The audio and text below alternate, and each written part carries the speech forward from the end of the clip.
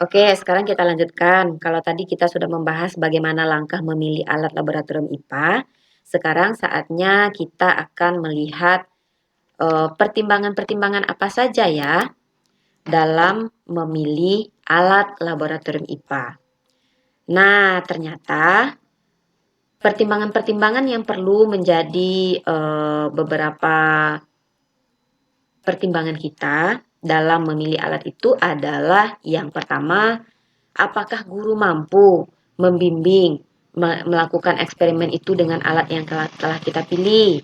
Nah, itu dulu pertanyaan kita. Apakah kita sebagai guru nantinya mampu membimbing melakukan praktikum itu dengan alat yang kita pilih? Itu pertanyaan pertama. Pertanyaan kedua adalah, apakah eksperimen yang menggunakan alat yang telah kita pilih itu dapat dilakukan di sekolah? Nah, itu tentu juga menjadi pertimbangan kita.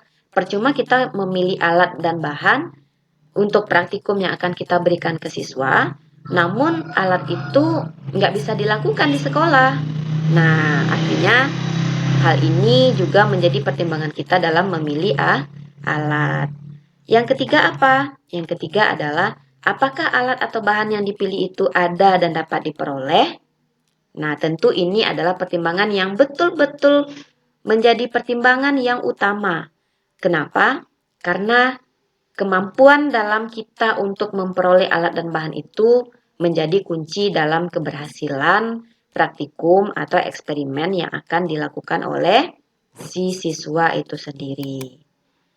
Nah, itu kira-kira konsep atau materi pada pemilihan alat laboratorium.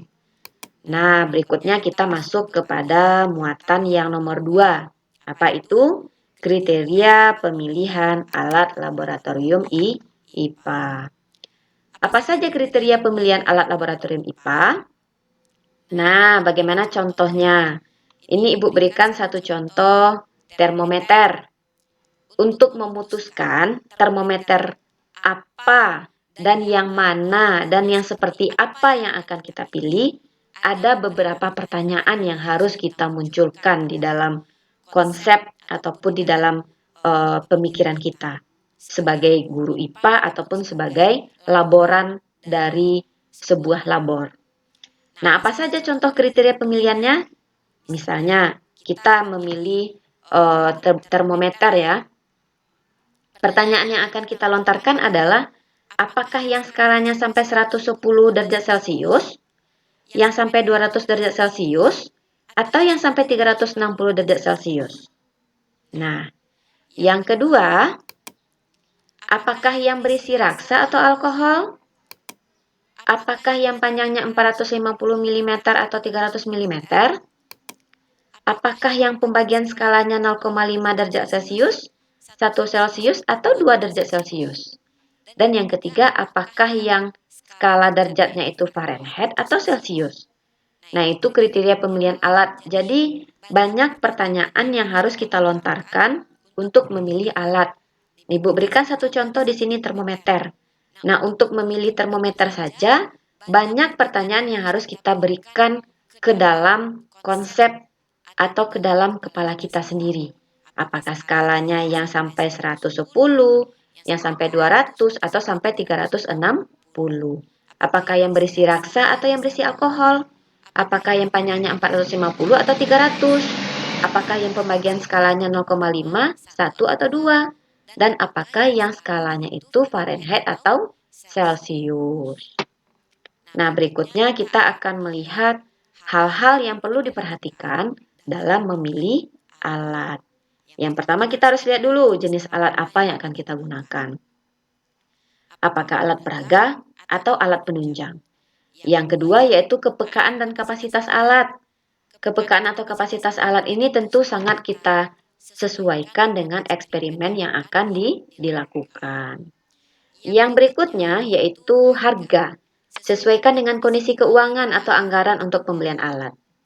Yang keempat, tentu disesuaikan dengan tingkat kependidikan. Tentu alat laboratorium IPA SD akan berbeda dengan alat laboratorium untuk di SMP.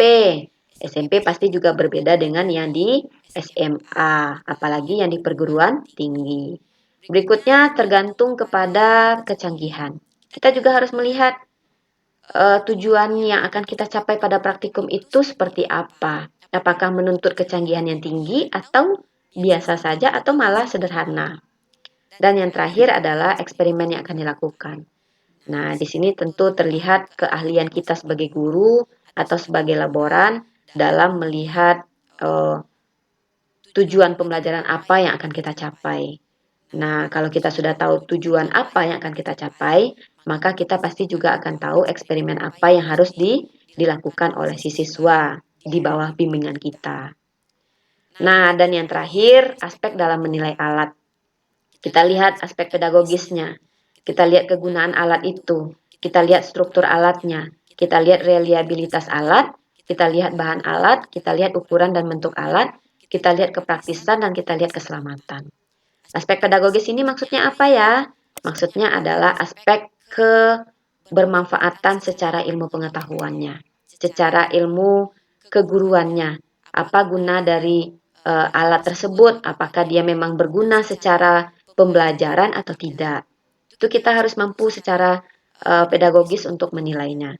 Kegunaan alat, apakah dia berguna secara langsung atau tidak langsung? Maka kita harus mampu dalam menilainya itu dalam hal kegunaan. Lalu teknik penilaian berikutnya kita lihat struktur alatnya. Lalu reliabilitas alat. Reliabilitas itu apa ya? Reliabilitas itu adalah tingkat kepercayaan alat itu walaupun kita gunakan dalam waktu yang berbeda-beda. Kalaupun kita gunakan dalam waktu yang berbeda, tapi dia tetap menunjukkan hasil yang sama. Itu artinya alat tersebut memiliki reliabilitas yang tinggi. Lalu bahan alatnya seperti apa? Ukuran dan bentuk alatnya bagaimana?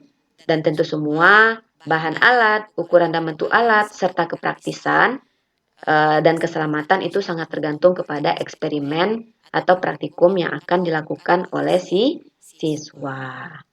Nah, itu kira-kira dari topik kita pada pagi hari ini yang harus kalian ketahui tentang memilih alat laboratorium IPA SMP. Apakah ada pertanyaan? Kalau ada pertanyaan, maka silahkan nanti kita komunikasikan lagi di dalam WA group ya. Nah, untuk yang kalian ingat itu adalah safety first, utamakan keselamatan. Keselamatan bekerja di laboratorium. Nah, terutama dengan mengutamakan pemilihan alat yang tepat, maka safety first atau keselamatan di laboratorium itu akan bisa kita dapatkan. Oke, terima kasih Ibu Sudai dengan Assalamualaikum warahmatullahi wabarakatuh. Sampai ketemu lagi pada video pembelajaran berikutnya. Oke, terima kasih.